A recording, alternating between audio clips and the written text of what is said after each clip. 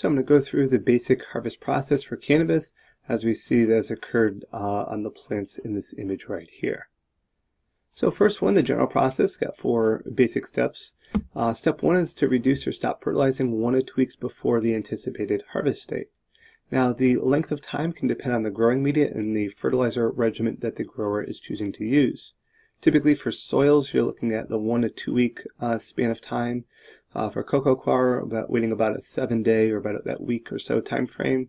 For hydro, may only be 1 to 2 days. So again, the area that you're growing in may influence that, and also the aggressiveness or the degree of fertilizer that is being applied by the chosen grower. So after you reduce or stop fertilizing, you're looking at flushing the plants with enough water to have about 25% leave the root zone as excess. So in this case, for indoor operations, you want a catch pan to allow that to occur. For outdoor applications, you're looking at that little bit extra water that you're adding to flush the nutrients, flush the water beyond the root zone, beyond where those roots are capable of taking that up to help reduce the potential for unwanted fertilizer in the buds or plant.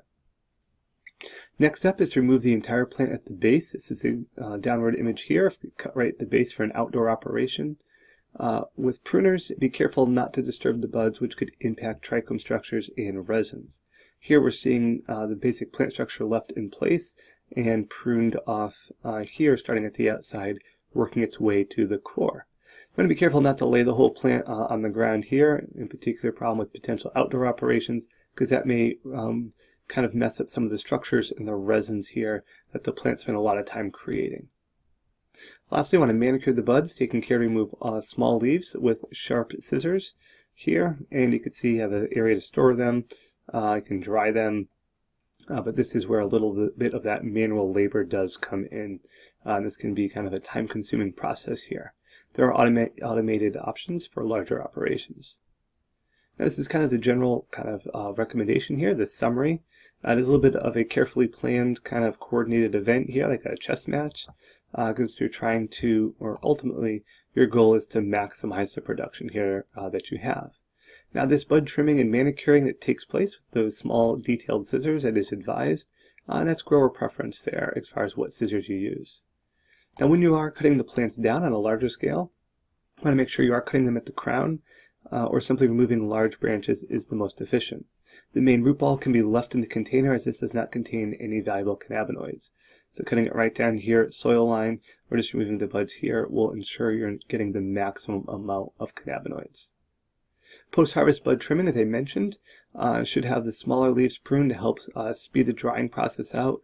You want to leave it all kind of there, it might trap unwanted moisture, and it could be a site for potential mold to develop. This is a labor-intensive process. Again, there are automated machines that can help do the majority of the initial work. There is usually quality control that does come in at the end. And all this process should be occurred shortly after harvest. You shouldn't be waiting a long time to do this bud trimming process. Now, the equipment for bud trimming, typically wearing disposable gloves of some kind, having good scissors with pointed ends are recommended, with even a variety of a good idea to maximize the finished production. Sometimes you could have kind of do an initial trim and then a more detailed trim. Now, you are saving the buds, but you do want to potentially save these trimmings to improve the overall yield and can be made into hash or other concentrates. So the areas close to the buds may be trimmed out, but they still may have a elevated level of cannabinoids that are worth saving and going through some further purification process. Lastly, saving the trimmings is suggested to improve the total yield and can be made into hash or other concentrates. And that is important because rather than throwing this away, while it may not be as potent as the actual buds, it can be a way to help increase overall yields and to try to recoup some of the expenses and time and labor that you spent cultivating the crop.